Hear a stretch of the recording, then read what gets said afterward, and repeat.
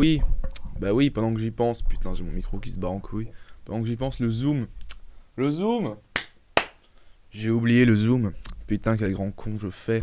Le zoom, c'est tout con. C'est dans l'outil de cadrage dont je vous ai déjà parlé.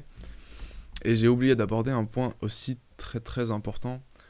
J'ai pris une image au pif, j'avais le logo de Sony Vegas sous la main pour la miniature, mais en fait je l'ai pas utilisé.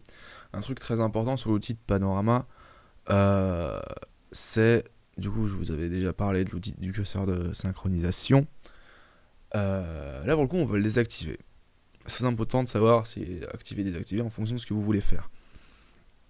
Toujours est-il que pour le coup on va le désactiver. Si par exemple pour la dernière frame, je voudrais que on va se mettre du coup soit. Si, je crois que j'ai déjà expliqué en fait que ça correspond du coup à la timeline de ce que vous avez sélectionné, de ce qui est sélectionné du coup. Du coup par exemple là on peut voir 12 ici, et que là tu vois ça rejoint 12. T'es pas con, t'as compris.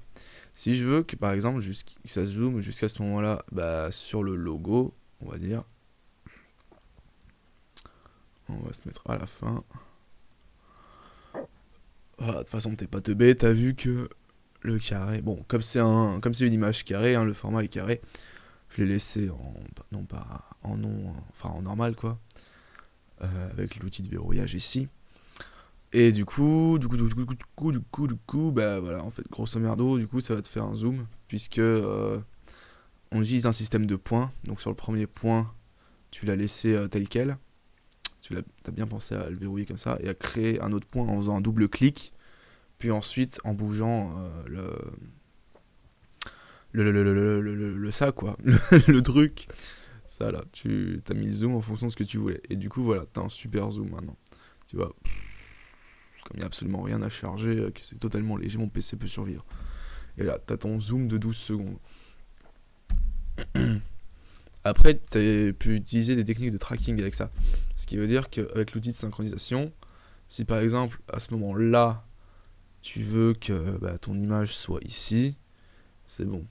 Ensuite, tu te balades avec les images, ou tu laisses en lecture normale. Si ensuite tu veux que ici, ça recentre sur le logo en zoomant dessus, paf, tu vois, t'as pas teubé, ça tu sais faire, je suis sûr. Et tu vois, du coup,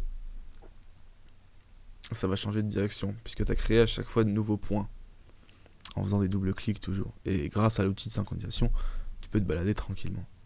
Je n'ai pas fait gaffe. Non, ça bouge pas du coup. En même temps. Ouais, voilà. Bref, normalement, c'est tout ce que tu as à savoir à propos du zoom et du tracking. C'est les bases. Après, il faut s'entraîner. Tu t'entraînes sur plein d'autres trucs.